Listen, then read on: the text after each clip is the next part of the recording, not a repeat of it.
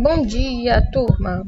A gente vai falar aqui da continuidade, né, à nossa matéria, semana 13, né? E a gente vai falar um pouquinho sobre cromossomos, certo?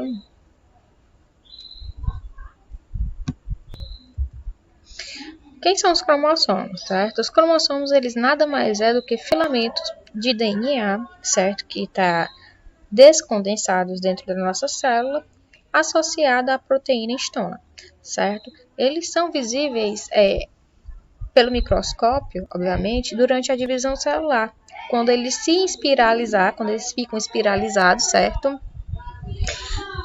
Junto com a proteína histona, certo? E durante a condensação, os cromossomos eles vão o quê?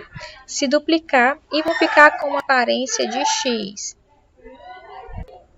certo? Então ele tem formato de X. Aqui a gente vê o cromossomo, certo? Ele tem uma parte que aperta ele no meio, né? Que é o centrômero, certo? Aqui a gente tem os braços, né? Os braços dos cromossomos, certo? E esses braços, quando eles são eles estão ligados, a gente chama que eles são o quê? Cromátides irmãs, certo? Em cada cromossomo há uma sequência própria de genes que codificam um certo tipo de proteína específica para o nosso organismo, certo, gente?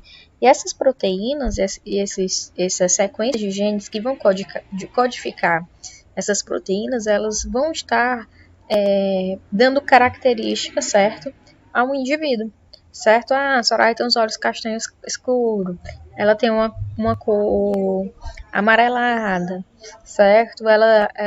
Enfim, esses tipos de características, certo? Entre outras, certo? Ela está contida dentro do gene, certo? Que está dentro, que faz parte, né, na verdade, do cromossomos. Então aqui a gente vê os cromossomos, né, 2 cromossomos homólogos, né, porque são iguais. Então aqui a gente vê aqui cor dos olhos, né, tipo sanguíneo, cor do cabelo, tipo de crescimento, né, se a pessoa é altinha, baixinha, então tudo isso é caracterizado pelos genes, viu, gente? Então, a quantidade de cromossomos dentro de uma célula, ela vai variar, certo? De espécie para espécie, certo? E dentro da espécie, certo? Vamos supor, o ser humano, o homem, ele tem 46 cromossomos, certo? Ou 23 pares de cromossomos. Já a mosca possui uma quantidade X diferente, certo? Isso vai variar de espécie para espécie, né?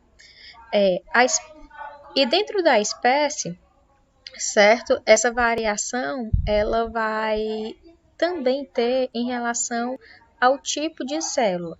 Se for uma célula gamética, certo? Que vai formar gameta, ela possui a metade desses tipos de cromossomos, certo? E se for uma célula reprodutiva, ela possui o dobro, certo? Vamos exemplificar. Uma célula que é gamética, ela precisa reduzir, quando vocês viram, né, que pela meiose, ela vai reduzir a quantidade né, de genes, de material genético, porque ela é reducional, né, é um tipo de divisão reducional, certo? Para formar o gameta, né? Que são células reprodutivas, a gente chama esses tipos de célula com a metade da quantidade de cromossomos de haploide, e a gente pode simbolizar pela letra N, certo?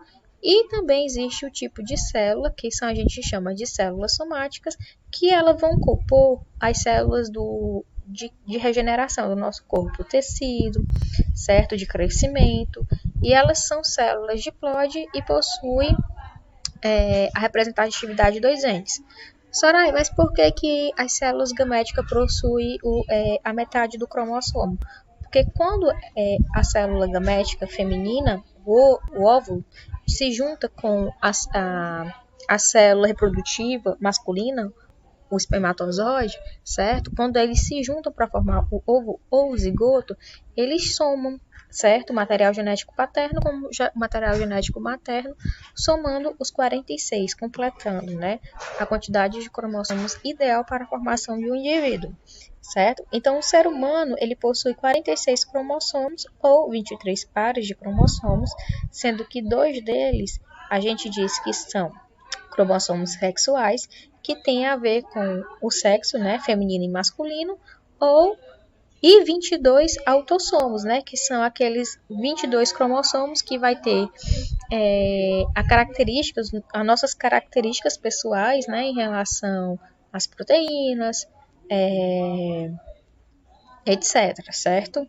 Então, gametas possuem a metade da quantidade dos cromossomos, pois na fecundação haverá a junção do material genético materno com o paterno, 23 cromossomos materno e 23 cromossomos paterno, que vai dar a formação do que? Do zigoto com 46 cromossomos, certo? Então, o que são cromossomos homólogos? 2 cromossomos que formam par do mesmo tipo são denominados de homólogo, aqui a gente tem, ou seja, eles são homólogos, eles possuem as mesmas características, certo? E nele possui as mesmas sequências de aminoácidos, né? E lembrem-se que os aminoácidos, eles formam proteínas, né? Então, a gente tem aqui, ó, esse traçado, Azão e Azão, a gente vai dizer que são alelos, certo? E Bzão e Bzinho que são alelos, né? A gente vê aqui que o Bzão, ele é um alelo dominante em relação ao Bzinho, que é um alelo recessivo. E aqui, ó, é predominante nessa característica, certo? E cariótipo. O que são cariótipos? É o conjunto de cromossomos presente no núcleo, certo? 22 cromossomos autossomos, 22 cromossomos sexuais. A gente pode representar 22 AA de autossomo, XX mais XX, que é o que? O cariótipo de uma pessoa do sexo feminino, ou 22 AA mais XY, que é o exemplo de um cariótipo masculino, certo? Então, aqui a gente tem a representatividade de um cariótipo, certo? De um indivíduo. E a gente vê aqui, ó, que chega aqui no último, né? No último par, 23, a gente tem um cromossomo grandão e um pequenininho, né? E aqui a gente é representado pelo X e o Y. Mas como é que eu sei que isso aqui é um X ou um Y, Soraya? Por quê? Porque o cromossomo representativo pelo sexo masculino, gente, é o Y. Por quê? Porque ele tem a metade, né? É como se no centrômero dele, certo? Ele não se alongasse mais para cima, certo? Ele tivesse um start, né? Uma pause. Então, ele é pequenininho. Se ele fosse maior, como esse, ia ser XX e daria o quê? A representatividade de uma pessoa do sexo feminino, né? Lembrando que existe vários tipos de anomalia em relação ao tipo de cariótipo, né? Quando há a questão da formação do zigoto, né?